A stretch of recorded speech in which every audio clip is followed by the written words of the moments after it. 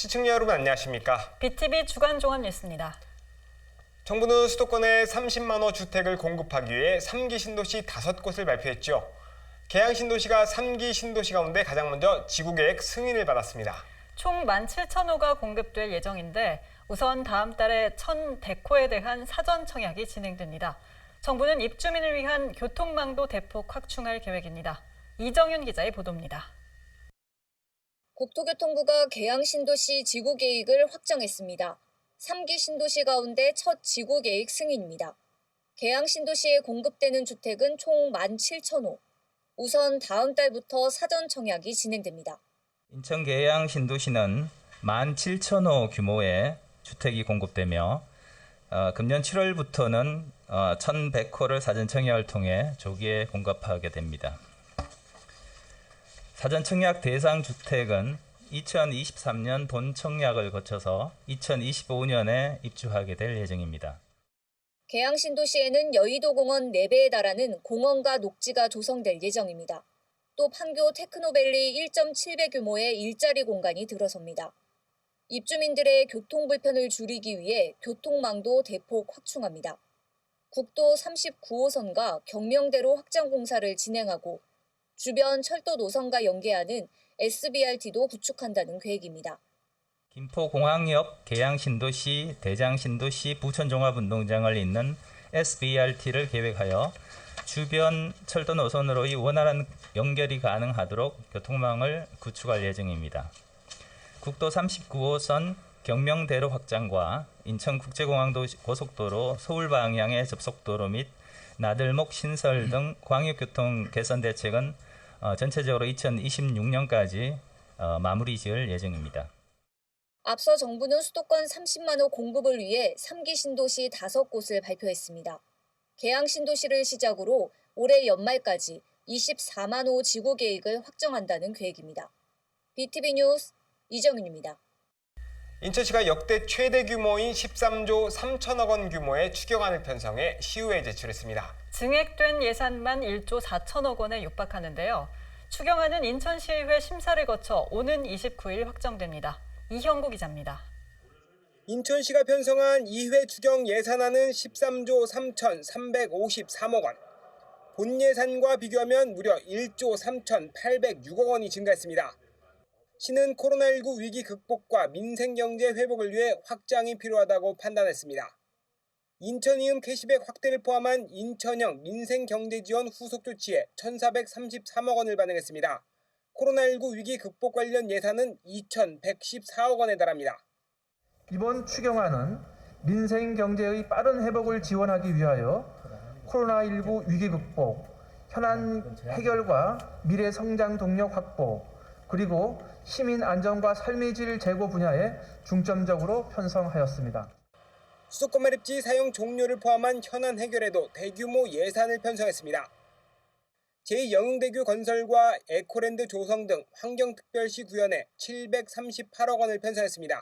또 루원 복합청사 건립 등 원도심 활성화에 1,450억 원을 반영했습니다. 승객 감소로 어려움을 겪는 버스, 지하철 운영 지원과 GTX 환승센터, 7호선 연장 등 시민 교통 편의를 위한 사업에 1,015억 원을 편성하였습니다. 인천시 2회 추경 예산안은 시의회 상임위와 예결위를 거쳐 오는 29일 본회의에서 확정됩니다. BTV 뉴스 이영구입니다. 세월호 사고로 끊겼던 인천 제주 간 뱃길이 다시 열립니다. 7년 만에 첨단 장비와 편의시설을 갖춘 선박이 오는 9월 투입될 예정입니다. 배상민 기자입니다. 인천에서 제주 간 바다 여행이 재개됩니다. 세월호 참사로 여객선 운항이 중단된 지 7년여 만입니다. 9월에 투입되는 비욘드 트러스트5는 27,000톤급 카페리 여객선으로 길이 170m, 너비 26m, 높이가 28m에 이릅니다. 아시다시피 인천 제주 항로는 국내 타 항로와는 달리 큰 아픔을 갖고 있는 항로입니다. 아픔을 치유하고 안전을 최우선으로 바다 여행의 신뢰를 회복하고자 안전에 대한 신뢰 그 이상이라는 의미로 비욘드 트러스트를 선정하고 세월호의 4배 규모로 여객 850명, 승용차 487대, 컨테이너 65개를 싣고 최고 속도 23.2노트로 운항할 수 있습니다. 비욘드 트러스트5는 운항 안전과 역의 편의를 위한 첨단 시스템이 적용됩니다.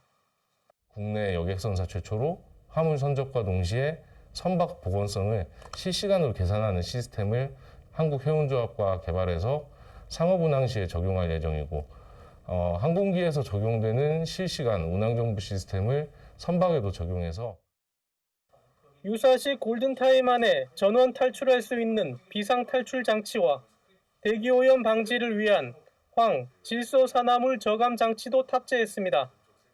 선체 내부에는 90여 개의 고급 객실과 레스토랑, 비즈니스 라운지, 선셋 라운지, 키드존, 펫존 등 다양한 편의시설이 마련됩니다. 본 항로의 성공적 부활과 더불어 우리 인천 지역 경제 발전이 대표인 저의 사명이자 회사 전체의 목표로 최선을 다하고 있는 만큼 우리 인천 시민 여러분들께서도 많은 관심 가져주시고, 선박은 마무리 의장 작업과 해상 시운전 등을 마치고 8월 명명식과 인도식을 거쳐 오는 9월 인천 제주 항로에 본격 투입될 예정입니다. BTV 뉴스 배상민입니다. 인천시와 지역 정치권은 오는 7월 백령공항 예타 통과를 목표로 준비를 해왔는데요. 2차 심의 상정은 포기하고 더 준비해 3차 상정을 하는 걸로 방향을 잡았습니다. 앞선 심의에서 기반시설 확충 부족 등을 이유로 부결됐는데 이를 보완할 시간이 필요하다는 판단 때문입니다. 이형구 기자입니다. 백령공항 건설 사업은 비용 대비 편익, 즉 BC값이 2.19로 나왔습니다. 이미 착공한 울릉공항의 BC값이 1.11로 사업성을 확보한 걸 감안하면 백령공항의 사업 타당성은 매우 높은 수치입니다. 하지만 기획재정부의 2차례 예타 선정에서 탈락했습니다. 허종식 의원실이 확보한 자료를 보면 탈락한 이유는 3가지입니다. 상수도와 숙박 등 기반시설이 부족하고 선박 교통 수요 예측과 비교 필요성, 그리고 5개 지방공항 건설 사업 추진 현황 등이 문제로 지적됐습니다. 인천시와 옹진군은 7월 열리는 2차 심의에서 예타 통과를 목표로 움직였습니다. 하지만 3차 통과로 목표를 수정했습니다. 앞선 3가지 탈락 이유를 보완하고 울릉공항과 비교 분석을 통해 예타 통과 가능성을 높인다는 구상입니다. 허종식 국회의원은 황성규 국토교통부 차관과 정책 협의 결과 기재부 설득 논리를 보강할 경우 예타 통과 가능성이 높은 걸로 판단된다고 밝혔습니다. 기재부와 협의 과정이 2차례나 반려된 사항입니다. 그래서 이제 3번째는 충분하게 주민들 여론도 더 듣고 이 필요성을 더 연구해서 올해 3분기에는 기재부를 설득할 수 있도록 최선의 안을 만들어서 다시 제출해서 백령공항이 현실화되도록 최선을 다하겠습니다. 지금까지 지방공사 관련 예비 타당성 조사는 백령공항 포함 총 7차례. 이 중 무한공항이 미신청한 걸 제외하면 예타 통과를 못한 건 백령공항이 유일합니다. BTV 뉴스 이영구입니다. 인천시 교육청이 청사진으로 제시했던 교육복합단지 조성 사업에 대해 논란이 계속되고 있습니다. 재물포고등학교 이전 문제 때문인데요. 교육청의 고심이 깊어지고 있습니다. 배상민 기자입니다. 인천시 교육청이 추진하는 교육복합단지, 재물포고를 송도로 이전하고 58,000제곱미터 부지에 진로교육원, 남부교육지원청, 생태숲, 상상공유 캠퍼스 등이 들어서게 됩니다. 총 사업비 548억 원이 투입되며 오는 2026년 준공될 예정입니다. 하지만 중동구 지역 주민들이 반발하고 있습니다. 중구청은 재물포고 중구 존치 사수를 위한 주민 서명 운동을 구청 홈페이지에서 진행하고 있습니다. 중구의회 역시 현재 중동구에서 진행되는 재개발 재건축으로 유입되는 인구를 고려하지 않은 처사라고 비판하며 중구가 동구, 미추홀구와 연대해 재물포고 이전 반대 대책을 강구할 것을 촉구했습니다. 원도심 학생들의 학습권 보장과 지역 공동화 현상을 막기 위하여 재물포 고등학교 송도 이전은 반드시 막아내야 합니다. 교육청은 중동구 재건축 재개발로 늘어나는 남고생은 인근의 광성, 선인, 동산구에서 충분히 수용 가능한 규모라고 설명했습니다. 교육 정책의 중심인 학생들의 교육 환경, 미래 교육을 위해서라도 학교 이전 재배치는 필요하다는 입장입니다. 학교 부지를 활용해서 그 진로교육원이라든가 또 상상공유 캠퍼스라든가 훨씬 더 우리 아이들의 미래에 도움이 될 수 있는 그 교육기관과 시설을 유치하는 것이 지금 우리 인천교육이 나아가야 될 방향의 또 한 부분이다. 교육청은 전문기관에 의뢰해 재물포구 이전 여론조사를 검토하는 한편 지역 주민들을 위한 소통을 이어간다는 계획입니다. BTV 뉴스 배상민입니다. 월판선 급행과 인천발 KTX는 송도역까지 운행할 예정이죠. 인천시가 이를 인천역까지 정차하는 방안을 검토합니다. 이번 추경 예산에 관련 용역비를 편성했는데 시의회를 통과할 경우 오는 9월쯤 용역에 착수할 예정입니다. 이형고 기자입니다. 인천시 2회 추가 경정 예산안입니다. 월판선 급행과 인천발 KTX의 인천역 추가 정차 검토 용역비로 1억 5천만 원을 편성했습니다. 현재 고속열차인 월판선과 인천발 KTX는 송도역까지 들어오는 걸로 계획돼 있습니다. 이를 인천역까지 연장하는 게 가능한지 검토하는 겁니다. EMU 260과 EMU 320 등 어떤 열차를 투입할지, 또 고속열차가 인천역에 들어오려면 플랫폼을 100m 정도 연장해야 하는데 사업성이 있는지 등을 따져볼 예정입니다. 플랫폼 길이 관련된 이슈는 KTX 연장과 좀 관계 있고요. 월판선은 이제 그건 큰 이슈는 없습니다. 거기에 따른. 네, 그래서 이번에 한번 인천역까지 연장하는 게 가능한지 그걸 그런 타당성을 보기 위한 용역이라고 이해하시면 되겠습니다. 앞서 한국철도시설공단은 EMU 260 인천역 추가 정차를 검토한 바 있습니다. 273억 원을 투입해 인천역 고상홈을 개량하면 고속열차 투입이 가능할 걸로 봤습니다. 인천발 KTX를 인천역에서 출발하려면 1,633억 원의 시설 개선비가 필요하다는 기존 조사와 비교하면 83% 줄어든 금액입니다. 인천시 용역 결과도 이렇게 나올 경우 열차 구입비 200억 원을 더해 500억 원 정도면 연장이 가능할 전망입니다.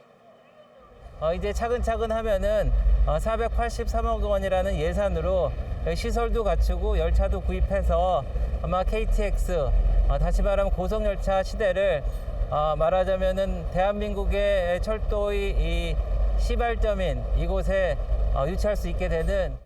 인천시는 관련 예산이 시의회에서 확정되면 오는 9월쯤 용역을 발주할 예정입니다.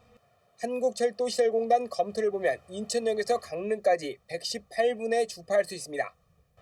고속열차가 인천역에 정차할 경우 내항 재개발을 비롯한 원도심 활성화에 기여할 것으로 기대됩니다. BTV 뉴스 이영구입니다. 건축물에는 화재에 대비해 내화 구조의 바닥과 벽 등 방화 구획을 설치해야 합니다. 그런데 서구의 한 LH 아파트에서 이 방화 구획이 부실 시공된 것으로 드러났습니다. 입주민들은 LH 관계자를 경찰에 고발했고 LH는 부랴부랴 전수조사에 나섰습니다. 이정윤 기자의 보도입니다. 서구의 한 LH 아파트입니다. 복도 천장에 점검구를 뜯어내자 소방배관이 보입니다. 그런데 소방배관 옆 공간이 비어 있습니다. 화재 발생에 대비해 내화 충전재를 설치해야 하는데 설치가 되지 않은 겁니다. 또 다른 세대도 마찬가지. 배관 틈을 내화 충전재로 막아야 하지만 시공이 되지 않았습니다. 국토교통부가 마련한 건축물 방화구조 규칙을 보면 방화구역에 틈이 생긴 경우 내화 체움 성능을 갖춘 구조로 메워야 한다고 명시돼 있습니다. 틈을 제대로 막지 않으면 화재 발생 시 연기가 급속히 퍼지고 불길이 번져 대형 인명피해로 이어질 수 있기 때문입니다.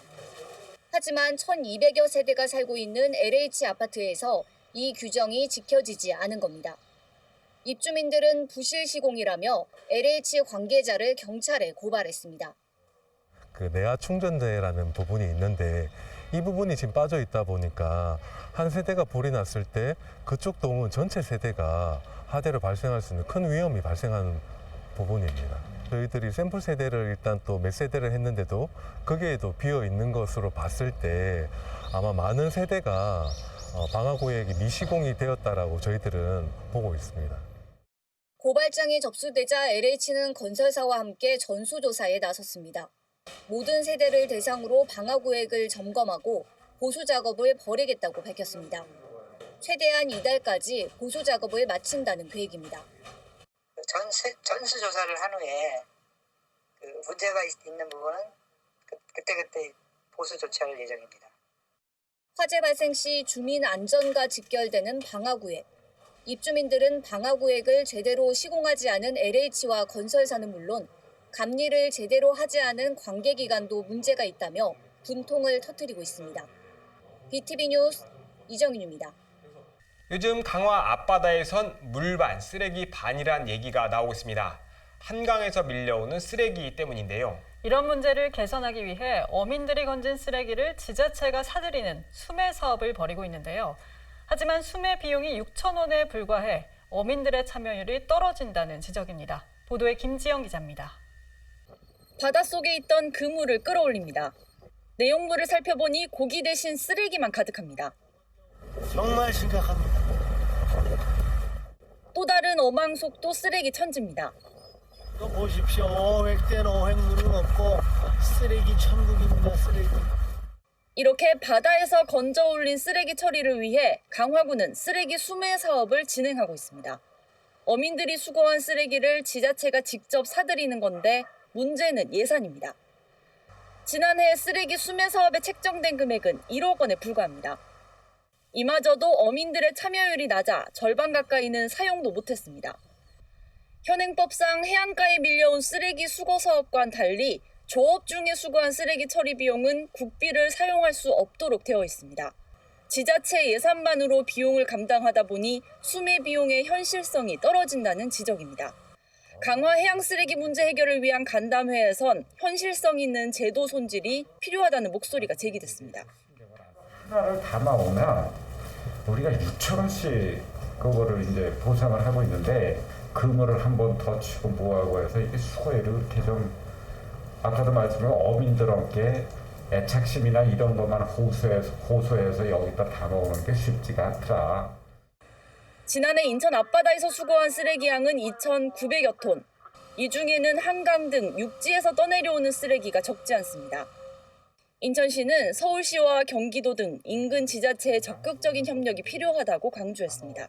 한강에서 내려오는 거가 사실은 생활 쓰레기, 미세 플라스틱, 담배꽁초 이런 오래된 그런 플라스틱 종류가 대부분이고, 두 번째는 한강으로 내려오는 거가 쓰레기뿐만이 아니고 수질을 악화시키는 것들이 굉장히 많거든요. 그래서 이거는 좀 서울시에서 좀 심각하게 생각을 해야 될 것 같아요.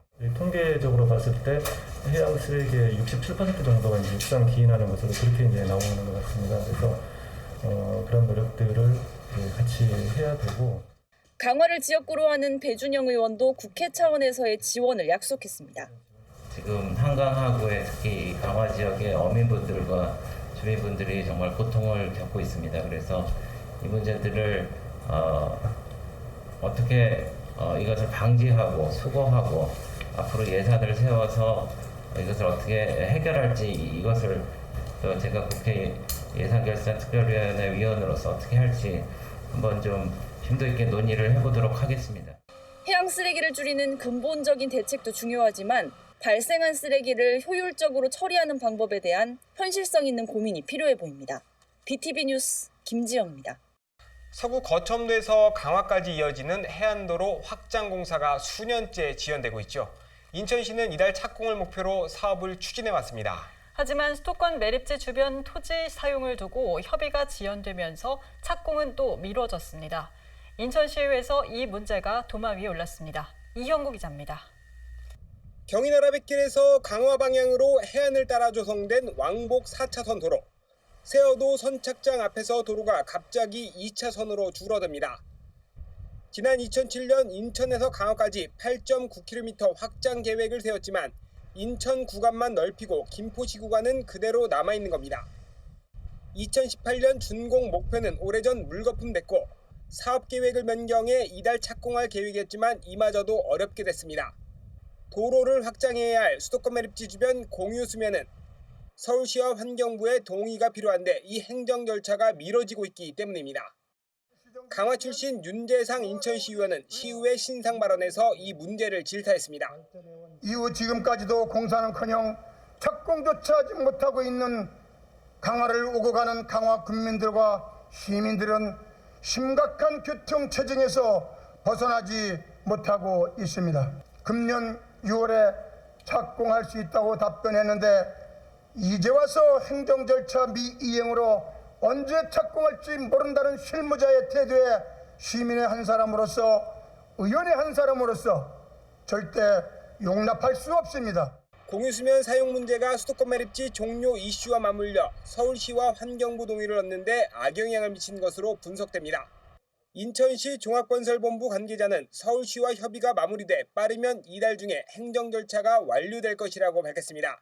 설계는 이미 완료된 만큼 시공사 선정 등이 계획대로 추진되면 9월쯤 착공할 전망입니다.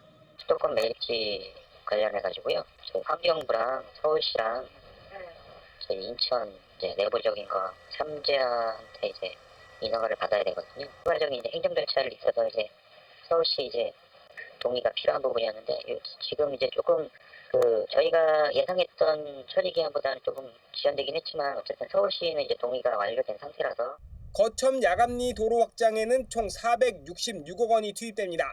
이 중 국비가 50%로 233억 원이 필요한데 현재 128억 원의 국비가 확보된 상태입니다. BTV 뉴스 이영구입니다. 지난 3월 중구의 한 초등학교 앞에서 학생이 화물차에 치여 숨지는 사고가 발생했죠. 이후 관계기관이 문제점을 하나둘 개선하고 있습니다. 이달부터는 화물차 통행을 아예 제한하기로 했습니다. 다음 달 9일까지 시범 운영을 한 후 후속 대책을 마련한다는 계획입니다. 이정윤 기자의 보도입니다. 중구 인중로 일대입니다. 도로 곳곳에는 경찰관들이 배치됐습니다. 경찰관들은 1, 2차선을 달리는 화물차들을 통제하며 차선 변경을 유도합니다. 수인 사거리 방향으로 직진을 금지하자 대형 화물차들은 인천항 사거리 방향으로 우회전을 합니다. 지난 3월 스쿨존 사망 사고가 발생한 초등학교 앞입니다. 평소에는 화물차 통행이 많았지만 지금은 보시는 것처럼 화물차들이 눈에 띄게 줄었습니다. 경찰청이 이달부터 화물차 통행을 제한하기로 한 겁니다. 화물차 통행을 제한하자 학부모들은 조금이나마 안심하는 분위기입니다. 대형 화물차 통행량이 워낙 많아 항상 노심초사했는데 사망사고 이후 하나둘 개선책이 마련되고 있기 때문입니다.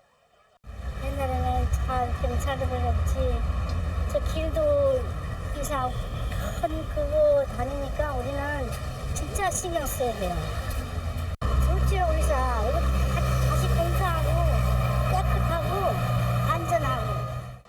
인천경찰청은 다음 달 9일까지 화물차 통행 제한을 시범 운영할 계획입니다. 통행 제한 구간은 수인사거리부터 인하대병원 사거리까지 총 1.1km. 어린이 통학 시간대를 고려해 평일 오후 1시부터 오후 4시까지 통행이 금지됩니다. 4.5톤 이상 화물차와 대형 특수차, 건설기계 모두 해당합니다. 경찰청은 시범 운영 결과를 분석한 뒤 후속 조치를 검토할 예정입니다. 시범 기간이 6월 1일부터 7월 9일까지 6주간 실시하는데 이 부분에 대해서 교통량을 모니터링 해가지고 그 결과에 따라 지속 시행할지 그 부분에 그때 가서 검토해가지고 할 예정에 있습니다. 하지만 대형 화물차들이 인천항 사거리 방향으로 모두 우회하면서 교통정체도 우려되고 있습니다. 경찰청은 신호체계를 단계별로 변경하는 방안 등 관계기관과 대책을 검토하겠다고 밝혔습니다. BTV 뉴스 이정윤입니다. 일본 정부는 지난 4월 후쿠시마 원전 방사성 오염수를 바다에 방류하겠다고 발표했죠. 어민뿐 아니라 인천 시민사회의 우려도 커지고 있습니다. 정부는 물론 인천시도 나서 일본의 방사성 오염수 방류 철회를 촉구해야 한다는 목소리가 나왔습니다. 보도에 김지영 기자입니다. 방사성 오염수를 바다에 흘려보내겠다는 일본 정부의 발표는 바다를 터전으로 하는 어민들을 공포에 떨게 했습니다. 오염수가 방류되면 일본뿐 아니라 한국의 바다까지 오염될 수 있다는 우려가 현실로 다가왔기 때문입니다. 시작되면 2년 안에 한 700일도 못 돼서 인천 서해안, 인천 앞바다까지 다 방사능 오염이 되는 그런 시뮬레이션 결과가 나왔더라고요. 아시다시피 이 서해안은 다 갯벌, 썰물, 밀물의 그 간만의 조가 굉장히 큽니다. 그래서 제가 봤을 때는 2년이 아니라 1년도 못 돼서 분명히 방사능이 오염이 분명히 전파가 될 거고요. 일본 현지 보도를 보면 방사성 오염수 125톤 중 72%는 1차 정화 작업을 거치고도 배출 기준을 초과했습니다. 하지만 일본 정부는 추가 정화 작업을 거쳐 향후 30-40년 동안 바다에 버리겠다는 입장을 고수하고 있습니다. 오염수는 한번 바다로 흘러가면 회수가 불가능한 만큼 현재뿐 아니라 미래 세대의 먹거리 안전까지 위협할 수 있다는 우려가 나옵니다. 한번 바다에 버린 방사성 물질은 결코 원래대로 되돌릴 수 없습니다. 오염수는 해류를 타고 전 세계의 모든 바다로 흘러들 것입니다. 지금 인류는 이로 인한 피해를 가늠조차 못하고 있습니다. 시민단체는 정부뿐 아니라 인천시도 나서 이 문제에 적극적으로 대응해야 한다는 점을 강조했습니다. 우리는 우리 바다와 갯벌과 지금은 쓰러져 있는 저새 그리고 우리 모두에게도 방사성 물질이 농축되기 때문입니다. 그리고 그 피해는 지금이 끝이 아닙니다. 앞으로 어디서 어떻게 어떤 규모의 피해가 발생할지 우리는 전혀 모릅니다. 그렇기 때문에 우리는 이것을 막아야 합니다. 후쿠시마 방사성 오염수 방류 철회를 위한 공동행동은 인천뿐 아니라 같은 날 서울과 통영에서도 진행됐습니다. 더불어 필리핀과 스웨덴, 네팔, 호주 등 해외 각지에서도 일본 대사관 항의 편지 등의 활동으로 연대하고 있다고 설명했습니다. BTV 뉴스 김지영입니다.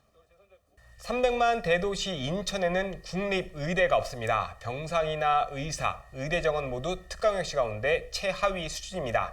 인천대 학생들이 의대 설치를 위한 서명운동에 나섰습니다. 배상민 기자입니다. 인천의 열악한 의료 현실은 어제 오늘 얘기가 아닙니다.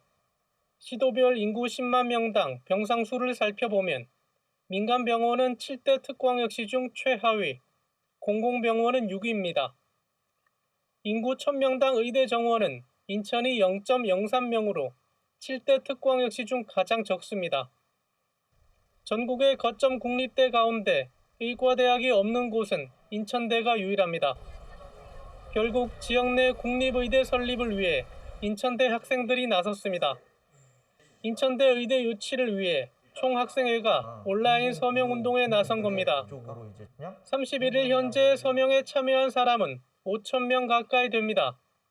또 인천대학교는 또 사립, 시립, 국립을 모두 겪으면서 학교의 평가와 수준이 매우 상승하였고 송도 국제도시에 위치하고 있으며 영종도라는 또 지리적 요건도 좋기 때문에 꼭 필요하다고 생각합니다.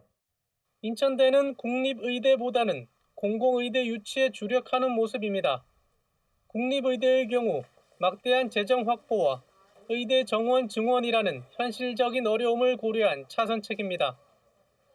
공항과 항만이 있는 관문 도시로서 취약한 공공의료와 감염병 관리체계 구축에 주력한다는 방침입니다. 감염병을 적시에 좀 대처할 수 있는 그런 지리적인 위치가 이제 인천이라는 그 이점이 있다라는 거죠. 그래서 그런 것들을 생각을 했을 때 이 공공의대를 만든다는 것이 저희 입장에서는 조금 더 이제 설득력 있게. 인천대는 지역 정치권과 협의해 국립인천대 의대 설치 특별 법안을 발의하고 교육부와 복지부 설득을 이어간다는 계획입니다. BTV 뉴스 배상민입니다. 아이를 낳은 산모는 산후조리원을 이용하죠. 인천 산모 10명 중 6명이 이용하는데 서비스와 프로그램은 제각각입니다. 인천시가 이런 문제를 개선하기 위해 전국 최초로 공공형 산후조리원을 지정해 운영합니다. 안전장비와 교육 프로그램 보강 등 다양한 지원이 이루어진다고 하는데요. 이정윤 기자의 보도입니다. 부평구의 한 산후조리원입니다. 신생아 관리부터 산모의 건강, 육아지식 관련 프로그램까지 다양한 서비스를 제공하고 있습니다. 이곳은 인천시가 전국에서 첫 선을 보인 공공형 산후조리원입니다. 신생아와 산모를 위해 체계적으로 관리가 되어 있다고 얘기를 들었어요. 그래서 그리고 또 밥도 물론 맛있고 모아 애착 증진에 대해서 체계적으로 이제 관리를 또 해주신다는 얘기를 들어서 선택하게 되었습니다. 인천시가 전국 최초로 공공형 산후조리원 5곳을 지정했습니다. 공모를 통해 서비스 품질이 우수한 산후조리원을 최종 선정한 겁니다. 인천시는 이들 조리원이 시민들에게 더 나은 서비스를 제공할 수 있도록 다양한 지원에 나섭니다. 한 시설당 감염 예방 등 기능 보강 비용 3천만 원과 돌봄 교실 등 부모 교육 프로그램 비용 7천여만 원을 지원할 예정입니다. 돌봄 서비스, 산모들이 제일 어려운 부분들이에요. 그러니까 조리원이라는 곳이 산모가 집에 가서 잘할 수 있도록 역할을 해주고 그 역할을 이어져서 해줄 수 있는 공간이 없었어요. 근데 그런 것들 인천시가 해준다고 그래서 저희들은 지금 이 시스템이 계속 지속적인 지원시에서 해주시고 현재 인천에선 산후조리원 28곳이 운영되고 있습니다. 인천시는 내년에 공공형 산후조리원 5곳을 추가로 지정해 총 10곳으로 늘린다는 계획입니다. 평가 시스템이나 이런 것이 부재해서 이것이 아주 높은 서비스를 제공하거나 산모나 아이의 건강을 증진시킬 수 있는 이런 보편화된 기준이 존재하지 않았습니다. 그러나 이번에 인천형 산후조리원으로 지정을 받은 곳에서는 그와 같은 기준을 마련해서 나머지 산후조리원을 선도해 갈 것이라고 생각합니다. 지난해 인천 지역 출산율은 0.83명으로 집계돼 역대 최저를 기록했습니다. 인천시는 다양한 출산 지원 정책을 마련하는 한편 산모에게 이용 비용을 지원할 수 있도록 중앙정부와 법령 개정도 추진 중입니다. BTV 뉴스 이정윤입니다. 남동구 늘솔길 근린공원에 장미 수만 송이가 활짝 펴 장관을 이뤘습니다. 알록달록 화사한 꽃들이 코로나에 지친 시민들의 마음을 위로하고 있습니다. 김지영 기자입니다.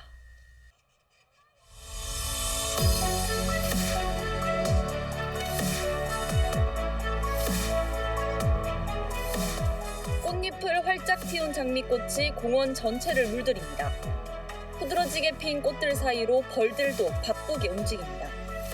알록달록한 꽃들의 향연 속 아이들도 신이 났습니다. 코로나 사태로 바깥 나들이가 어려워진 시대, 엄마는 아이에게 꽃을 보여주느라 시간 가는 줄 모릅니다. 코로나 시대다 보니까 계속 좀 집안에 있어서 답답했는데 꽃을 좋아해가지고 오면서 계속 웃고 신기해하고 해서 이따가 조금 가까이서 내면서 향기도 맡게 해주고 하려고 해요. 남동구 논현동 늘솔길 근린공원에 장미꽃 수만 송이가 만발했습니다. 올해는 지난해 심은 장미꽃 2만여 송이까지 더해 주민들의 단골 산책로로 자리 잡았습니다. 화사한 꽃 덕분에 마스크 속 사람들의 얼굴에도 오랜만에 여유가 넘칩니다. 코로나로 마음이 울적하고 그랬는데 활짝 핀 장미를 보니까 아주 상쾌하고 기분이 좋습니다. 중년 부부도 잠시 신혼으로 돌아간 듯 행복한 시간을 만끽합니다. 너무 예뻐요. 그리고 다 색깔이 다 틀려가지고 너무 좋은 것 같아요. 향도 틀리고. 꽃이 피니까 괜히 마음도 부드러워지는 것 같고 좋아요.